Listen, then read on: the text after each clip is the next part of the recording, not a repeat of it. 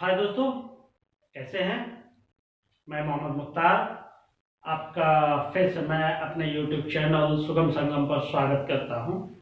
उम्मीद है आप ठीक ही होंगे और आप अपनी पढ़ाई पुरजोर ढंग से कर रहे होंगे और आप वीडियो देखकर लाभान्वित हो रहे होंगे। तो आज ये क्रिया का अंतिम वीडियो है। आपसे निवेदन है कि इस वीडियो को देखने से पहले और भी वीडियो बनाए गए हैं, उसे आप प्लेलिस्ट से देखें और फायदा हासिल करें।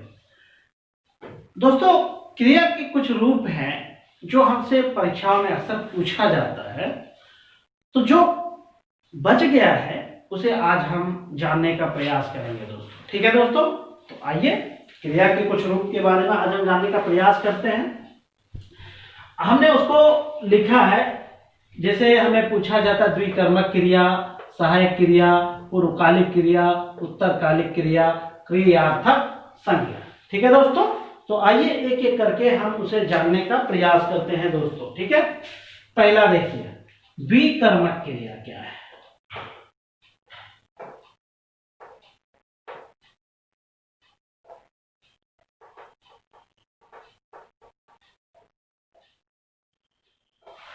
ठीक है दोस्तों,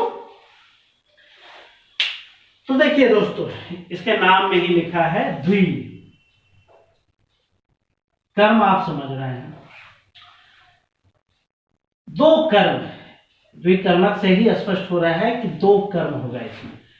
इस नाम से ही स्पष्ट है दोस्तों, वह क्रिया जिसका दो कर्म हो। ठीक है दोस्तों, वह क्रिया जिसका दो कर्म हो उसे द्विकर्मक क्रिया कहा। क्लियर, अब लिखेंगे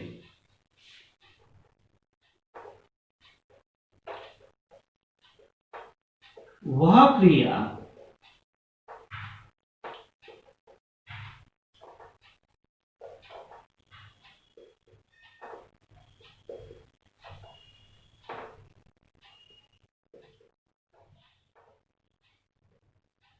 क्रिया जिसका दो कर्म हो उसे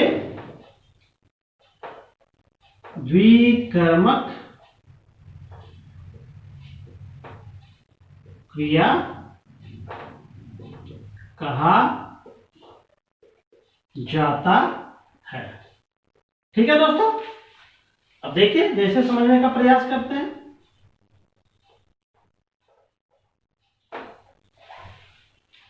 अब वैसा क्रिया जिसका दो कर्म, क्लियर है, पहले ये चीजें दिमाग में रखनी है। अब देखिए वह कौन सा ऐसा वाक्य है जिसका एक क्रिया है लेकिन कर्म दो है।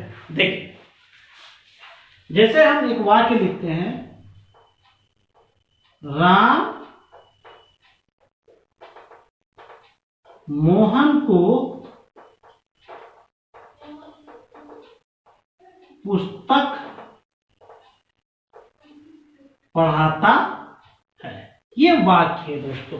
ठीक है, अब यहां देखिए, अब हम समझने का प्रयास करते हैं कि यहां दो कर्म कैसे है। पहली बात, ये राम क्या है, करता है। ठीक है, इसमें कोई दिक्कत नहीं।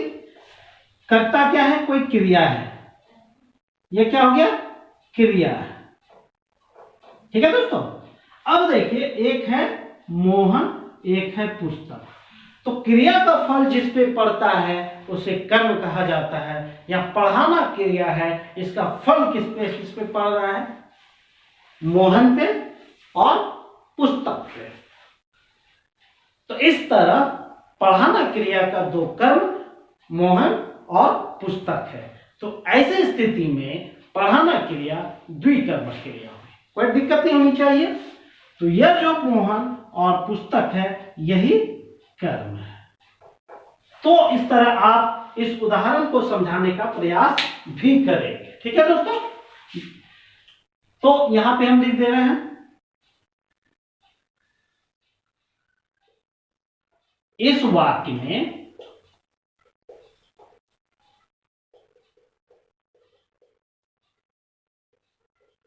पढ़ाना क्रिया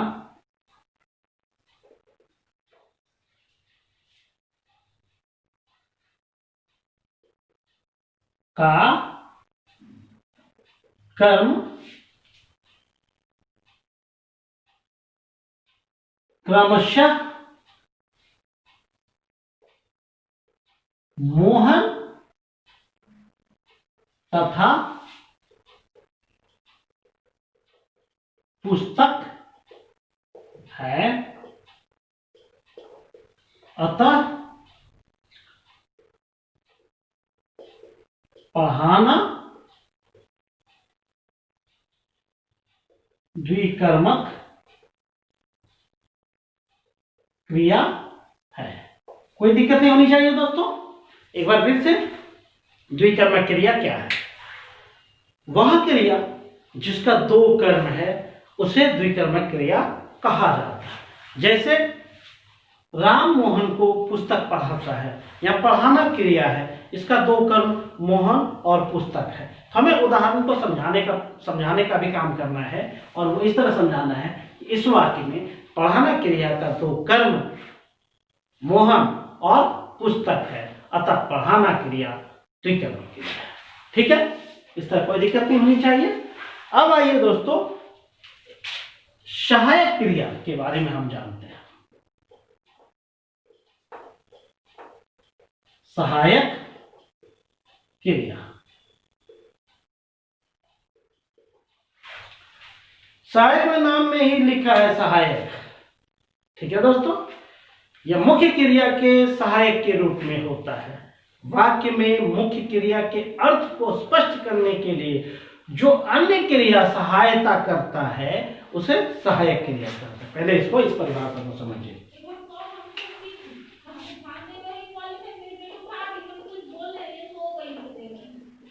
मुख्य क्रिया के अर्थ को स्पष्ट करने के लिए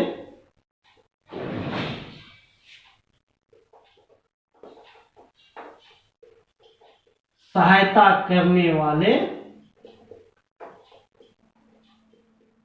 वाली क्रिया को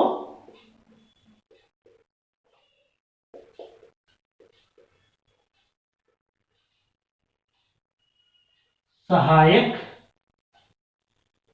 क्रिया कहा जाता है। ठीक है दोस्तों, कोई दिक्कत नहीं होनी चाहिए। तो नाम से स्पष्ट है, सहायक यानी सहायता करने वाला। चूंकि क्रिया है तो जाहिर सी बात है क्रिया की ही सहायता करता होगा। तो इसी को ध्यान में रखते हुए आप परिभाषा बना देंगे कि वाक्य में मुख्य क्रिया के अर्थ को स्पष्ट करने के लिए जो सहायक के रूप में क्रिया प्रयुक्त होती है उसे सहायक क्रिया कहते हैं। तो देखिए उदाहरण, वो कैसी क्रिया है? जैसे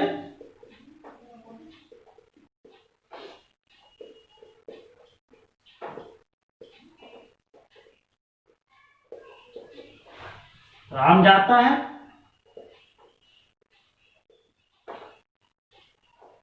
मोहन आम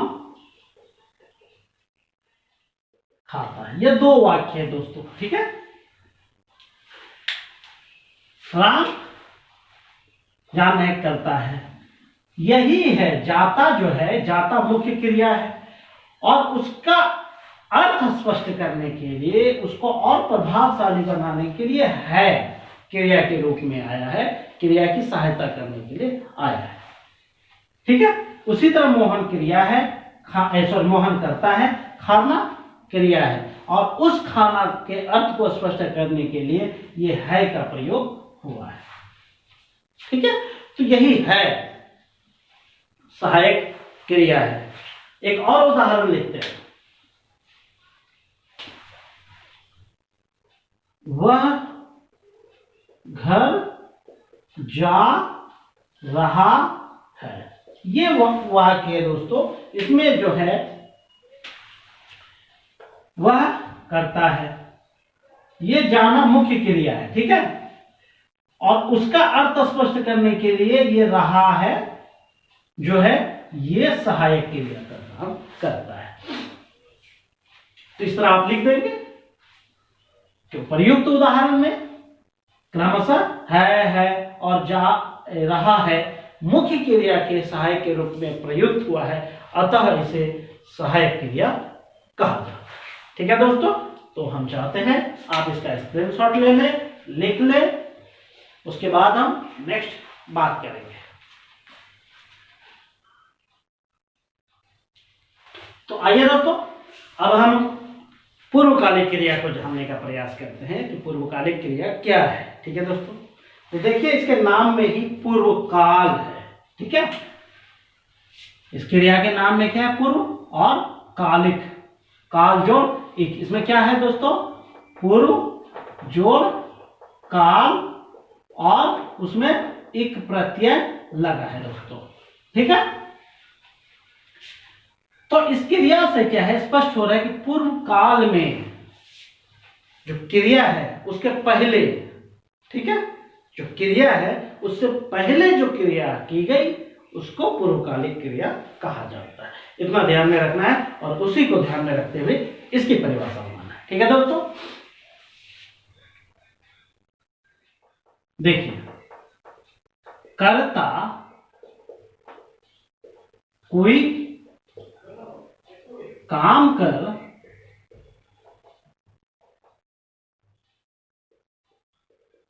उसी समय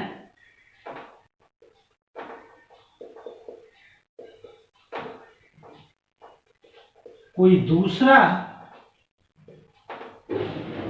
काम करता है तो पूर्व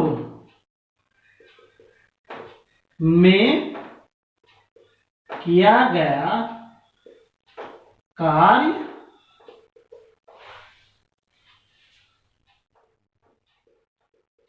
पूर्वकालिक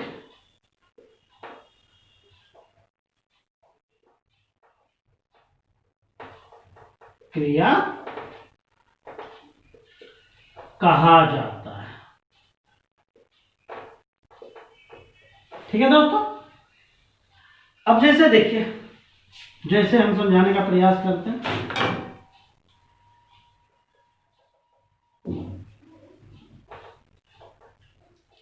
जैसे मोहन नहाकर खाता है, ये वाक्य है। मोहन नहाकर खाता है। मोहन, यहां आप देख रहे हैं दो कार्य करता है। मोहन पहले नहाता है, उसके बाद खाता है। तो पूर्वकालिक क्रिया क्या कहता है कि कोई व्यक्ति जब एक काम करके उसी समय दूसरा काम करने लगता है तो पहले जो काम किया गया उसे पूर्वकालिक क्रिया कहा जाएगा। चूंकि यहाँ पे मोहन नहाता है और उसके बाद खाता है, तो नहाने का काम पहले किया गया, खाने का काम बाद में किया गया, तो पहले जो काम किया गया उसे पूर्वकालिक क्रिया कहा जाएगा। ठीक है, तो हम समझाने का प्रयास यहां करेंगे कि इस वाक्य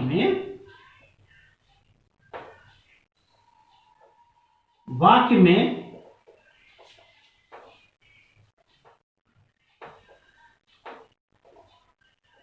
नहाना क्रिया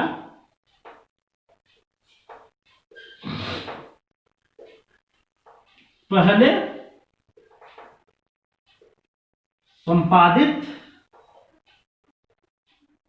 होता है, अतः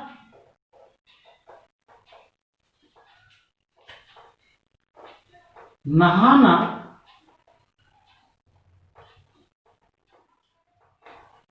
पूर्वकालिक क्रिया है। ठीक है दोस्तों, क्लियर है? कोई डाउट नहीं होनी चाहिए। अब आइए दूसरी क्रिया पे हम बात करते हैं। उसके बाद है उत्तरकालिक क्रिया। उत्तरकालिक क्रिया, तो पूर्वकालिक क्रिया का ठीक विपरीत उत्तरकालिक क्रिया क्या है? ठीक है दोस्तों, आप इसकी परिभाषा इसी तरह बनाएंगे, उसमें थोड़ा चेंजिंग करना है।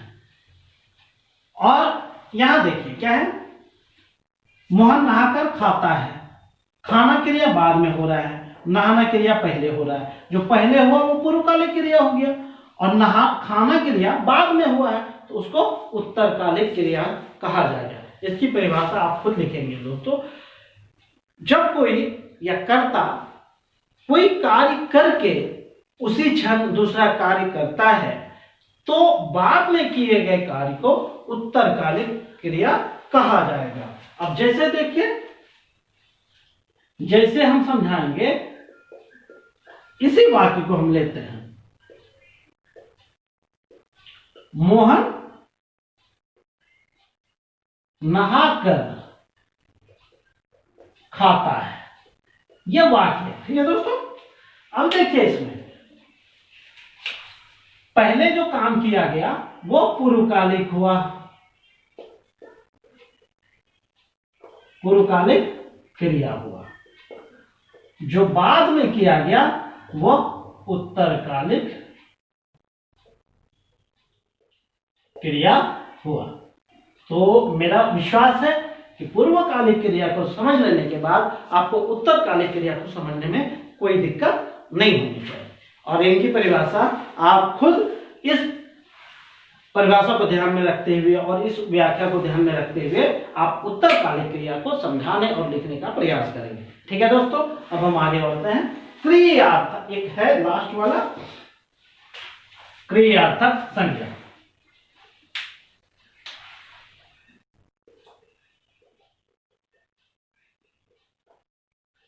क्रियार्थक संज्ञा। ठीक है दोस्तों, देखिए ये थोड़ा अटपटा रूप है क्रिया का कि इसमें संज्ञा का नाम लिखा हुआ है। तो चूंकि दोस्तों क्रियार्थक नाम है, ठीक है, तो इसको इस तरह पढ़िए, क्रियार्थक संज्ञा। इसको हम तोड़ने का प्रयास करते हैं पहले। ठीक है, देखिए क्या क्या है इसका, जो है कि संधि विच्छेद के लिए क्रिया है, जोड़, अर्थक है, जोड़ है, संज्ञा है। तो इस तरह इनकी परिभाषा तैयार हो जाएगी।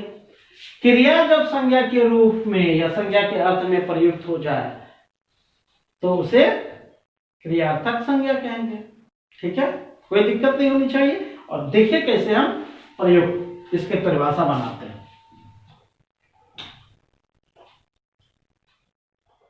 जब कोई क्रिया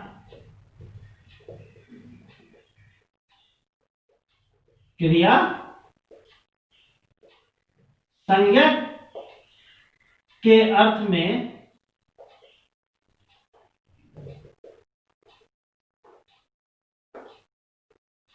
प्रयुक्त हो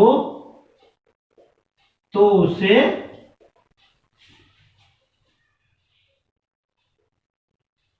क्रियार्थक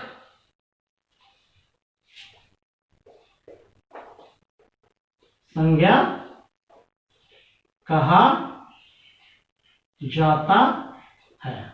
ठीक है दोस्तों, अब देखिए हम उदाहरण लिखने का प्रयास करते हैं। ठीक है दोस्तों, जैसे